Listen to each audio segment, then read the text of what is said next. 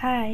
ডিম সে তো সবার পছন্দের, আমার তো খুব পছন্দের। তাই আজ বাড়িতে বানিয়েছিলাম ডিমের তরকারি।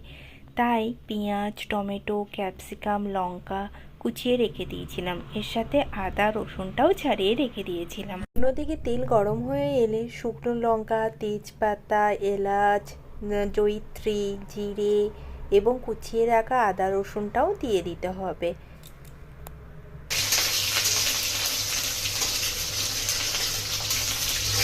যতক্ষণ না লঙ্কাগুলো লাল লাল হয়ে ভেজে আসছে ততক্ষণ নাড়াচাড়া করতে হবে। এরপর উপর থেকে ক্যাপসিকাম আর লঙ্কা কুচিগুলো দিয়ে কিছুক্ষণ নাড়াচাড়া করতে হবে। ভালো করে নাড়াচাড়া করার পর পেঁয়াজ কুচিগুলো দিয়ে দিতে হবে উপর থেকে। অল্প পরিমাণ নুনও দিতে হবে। দিয়ে যতক্ষণ না পেঁয়াজগুলো লাল লাল হয়ে ভেজে আসছে ততক্ষণ পেঁয়াজটাকে ভালোভাবে ভাজতে হবে। যতক্ষণ না লাল লাল করে ভাজছে ততক্ষণ ভালো করে পেঁয়াজটাকে ভাজা হয়ে যাবার পরে এক এক করে সব মশলাগুলো দিয়ে দিতে হবে। আমি কিছুক্ষণে ঢাকা দিয়ে রেখে দিয়েছিলাম যাতে তাড়াতাড়ি পেঁয়াজটা ভাজা হয়ে যায়।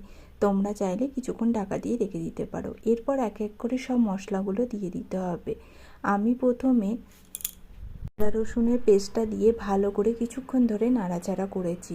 ভালো করে আদা রসুনের পেস্টটা দেওয়ার পর কিছুক্ষণ ধরে ভালো করে নাড়াচাড়া হয়ে যাওয়ার পর টমেটো কুচিগুলো উপর থেকে দিয়ে দিতে হবে। টমেটোগুলো যতক্ষণ না গলে আসছে ততক্ষণ ভালো করে কষাতে হবে। এরপর এক এক করে ধনে গুঁড়ো, জিরে গুঁড়ো, হলুদ গুঁড়ো, কাশ্মীরি লঙ্কা আর গরম মশলা আর মিট মশলা ভালো করে মশলাটা দেওয়ার পরে পুরো ভালোভাবে কষাতে হবে।